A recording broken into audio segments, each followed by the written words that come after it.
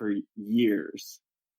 And that grip still has not let go. I know we've talked about this before, but do you feel like safe telling our listeners like that you are pretty certain Kenny had nothing to do with it?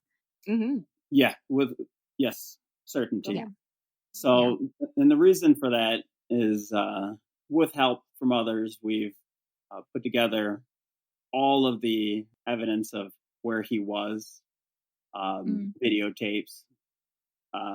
Videotapes. Jesus, it's 2020. I'm sorry. VHSs.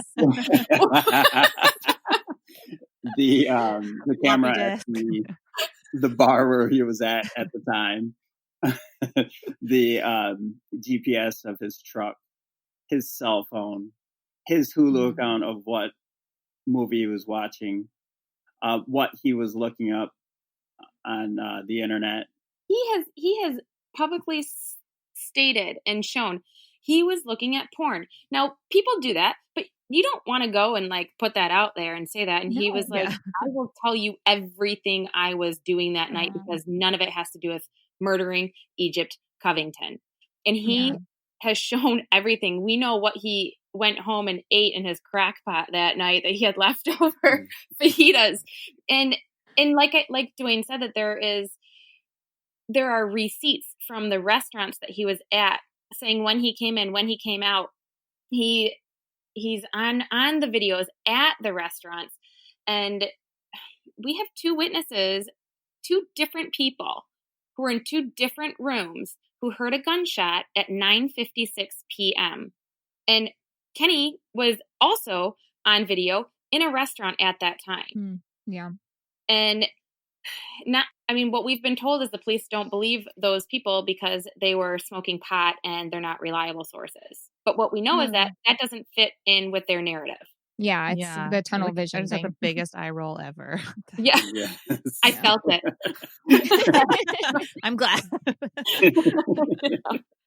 Yeah. So on the same sort of vein, like talking about Curtis and Crime Watch Daily, has his story differed from what he told Crime Watch Daily or what he has interviewed about in the past? Like, has he changed his story at all? And is he somebody that you guys would look into about this case? Like, we'll get into more obviously later, but what do you guys think about Curtis and his story? So I do want to say he hasn't wavered on his story, and we definitely looked into him. We put in a lot of time, a lot of effort into making sure that we were looking at his timeline. So there's a slight discrepancy with something, but I'll let Lindsay roll with that. But I will tell you that he didn't do it. Yeah. We don't think he did it. So the one thing that is really, it kind of jumps out to me that his story has changed. I know Dwayne just said that it didn't, but there is a minor, some people think minor, I think it's pretty big, that he can't remember or mixes up the very last text that he received from his girlfriend, the one that he was going to move into.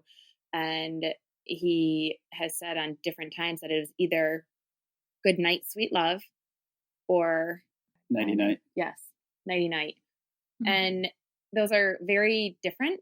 And it just questions me because those supposedly happened after they supposedly happened at 10, I think it was 10:06 p.m.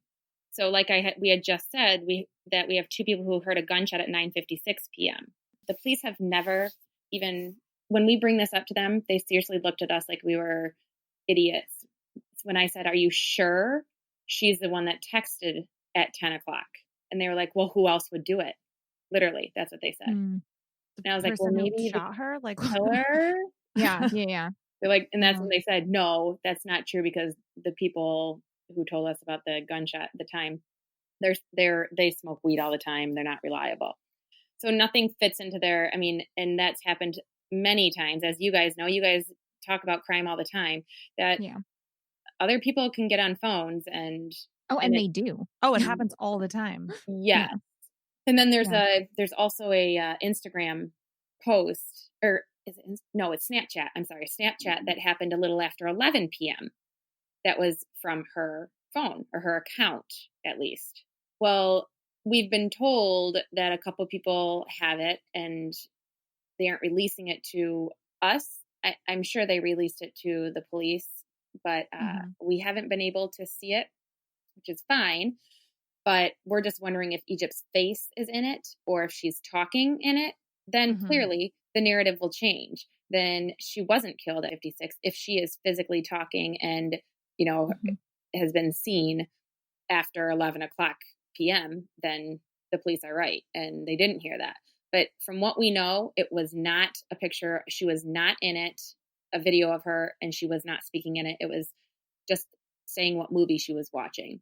So again, very likely it wasn't her.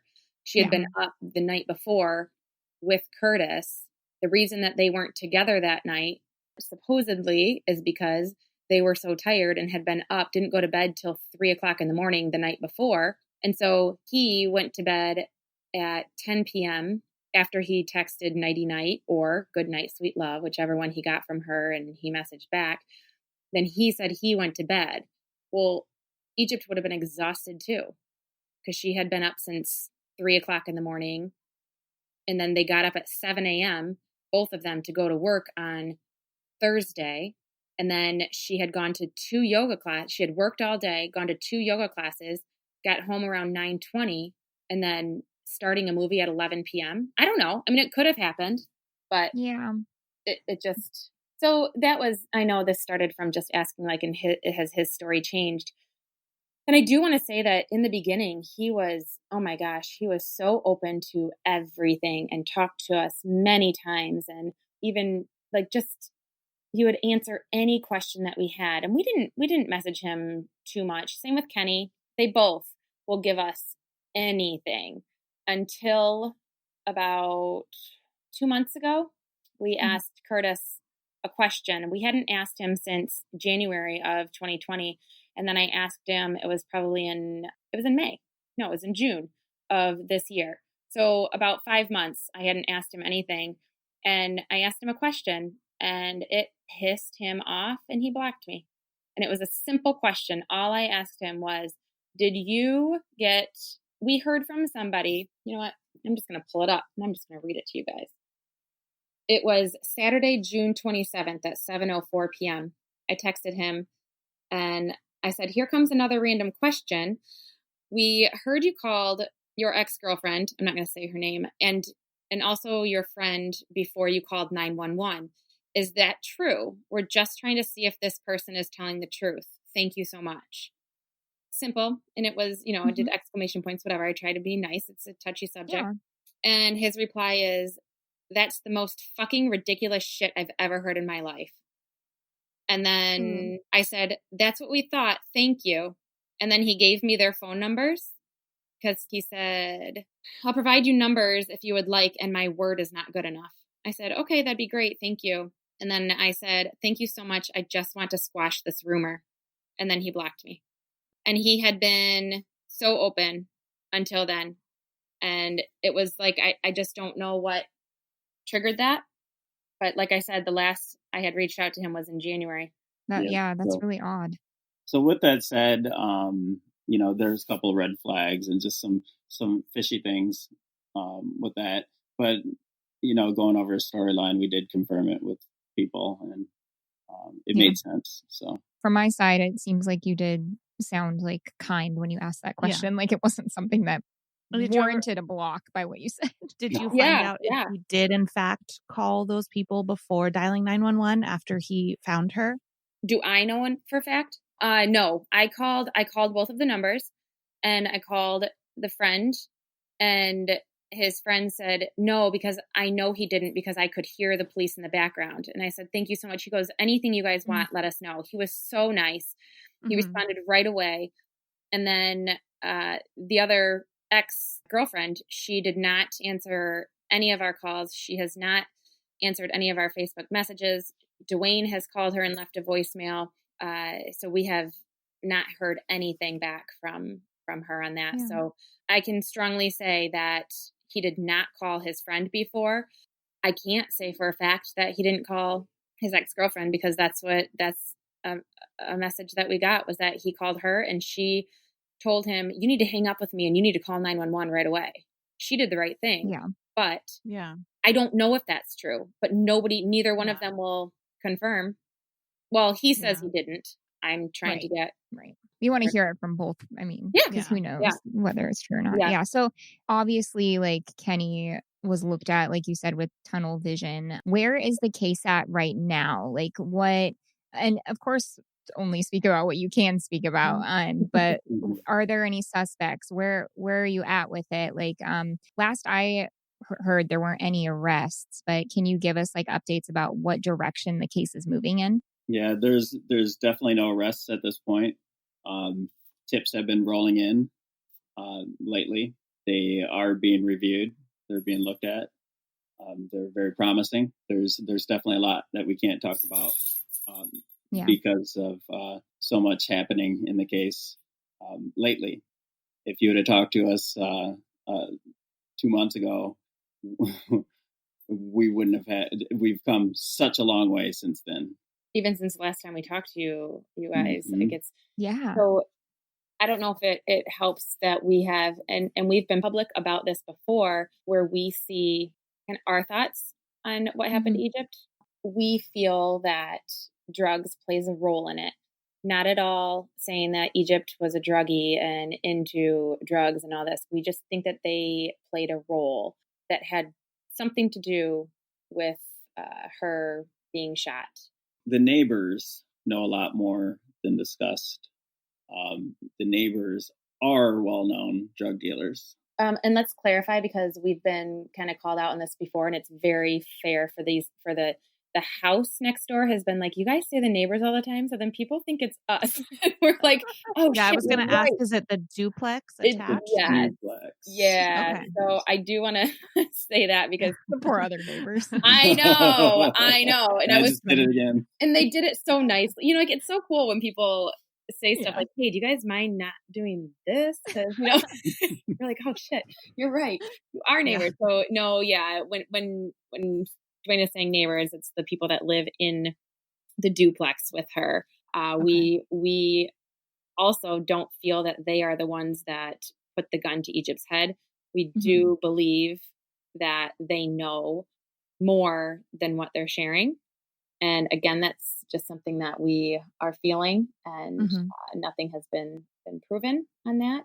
We do believe that a big reason why the township is so tight, holding on to this case so tight, is because there is not necessarily covering up, might not be the right word, but they are hiding such the terrible job that they did from the second they stepped foot in Egypt's house. Like I said, when they walked in, and there's a footprint in her blood next to her. We don't know if it was a first responder. We don't know if it was the killer, but we have seen the footprint in there. And then as soon as they turn Egypt's body, the blood from, it gets a little bit gory, but the blood from her gunshot wound then leaks out and covers the entire footprint. Gone. So the evidence was just gone. Gone. Completely gone. They didn't, nothing. There's so much more. Yeah, that's There's one thing. Many things. They say it's contained to the inside of the house. There's just so much. So this is kind of going off of your question, like big time, but it's more of our thoughts on why this is where we're at and why it's taking so long. And we know that there are some incredible detectives in Van Buren Police Department. And we also know that some of these detectives wanted to help in the case. We know that we've talked to the chief of police in neighboring jurisdictions and said, hey, Van Buren told us that they reached out to you guys to help in Egypt's case. Can you just confirm that this is true?